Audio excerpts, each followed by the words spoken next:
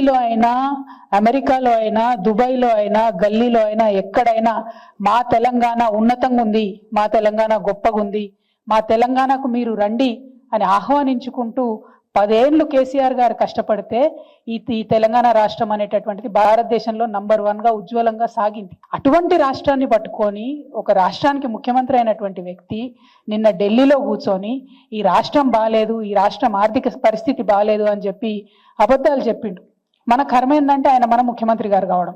దాంతోనే ఏం జరిగింది, మొత్తం ఇవాళ దేశంలో ఉన్నటువంటి అన్ని పత్రికలు కూడా Telangana state is in a financial crisis చెప్పిండు ముఖ్యమంత్రి గారు అని చెప్పి తాటాకంత అక్షరాలతోని దేశవ్యాప్తంగా తెలంగాణ రాష్ట్రం యొక్క పరువు పోయినటువంటి పరిస్థితి. ఎంత బాధ అవుతుంది, ఒక తల్లి ఒక బిడ్డని కంటే ఎంత ప్రసవ వేదన పడుతుందో తెలంగాణ సమాజం అంత ప్రసవ వేదన పడితే వందలాది మంది బిడ్డలు చచ్చిపోతే వచ్చినటువంటి రాష్ట్రం తెలంగాణ రాష్ట్రం. ఆ రాష్ట్ర సాధనలో పాత్ర లేదు కాబట్టే మన ముఖ్యమంత్రి గారికి ఈ ఇసుమంతా కూడా నొప్పి కానీ బాధ కానీ తెలంగాణ రాష్ట్రం పట్ల గౌరవం కానీ లేదు. ఆర్బీఐ బాధాప్తే చెప్పింది, రేవంత్ రెడ్డి గారు లెక్కలు చెప్తే నేను నమ్మకపోతుండే, కానీ ఇది ఆర్బీఐ చెప్పిన లెక్క.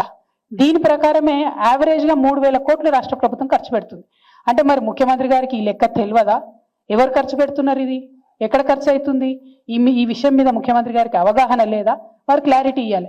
ఎందుకంటే మీరు నేషనల్ మీడియాలో కూర్చొని ఒక ముఖ్యమంత్రి స్థాయి అయి ఉండి 500 కోట్లు కూడా నేను ఖర్చు పెట్టలేకపోతున్నా అని చెప్తున్నాను. ఎందుకు ఈ మాట చెప్పిండు ముఖ్యమంత్రి గారు అంటే, ఆ వ్యక్తి ఆ విలేకరు అడిగిండు, ఏమయ్య మీరు మహిళలకు డబ్బులు ఇస్తామంటారు, రైతులకు ఇస్తామంటారు, ఉద్యోగాలు ఇస్తామంటారు, ఇవన్నీ చెప్పొచ్చిండ్రు, ఇన్ని సంక్షేమ పథకాలు చేపడతామని చెప్పొచ్చిరు కదా, మరి మీరు ఎందుకు ఇస్తలేరు మహిళలకు 2,500 అని అడిగితే అది తప్పించుకోవడానికి అప్పటికప్పుడు బయటపడడానికి ఏం చెప్తాడంటే 500 కోట్ల కన్నా ఎక్కువ ఖర్చు పెట్టడం నా దగ్గర డబ్బులు లేవు, మా రాష్ట్రం బాగలేదు, మా రాష్ట్రం ఫైనాన్షియల్ సిచ్యువేషన్ బాగాలేదని చెప్పారు.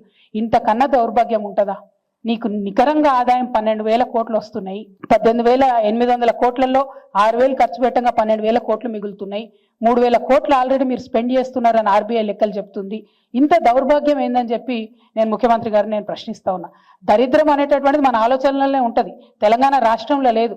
తెలంగాణ రాష్ట్రాన్ని కేసీఆర్ గారు ఒక స్థాయి వరకు తీసుకొచ్చి నిలబెట్టిండ్రు. ఇప్పుడు దాన్ని మొత్తం పడగొట్టాలి, అదేం బాగలేదని చెప్పాలనే ప్రయత్నంలో మన సొంత రాష్ట్రాన్ని అవమానిస్తున్నటువంటి ముఖ్యమంత్రి గారి వైఖరిని ఈ సందర్భంగా నేను తీవ్రంగా ఖండిస్తా ఉన్నాను.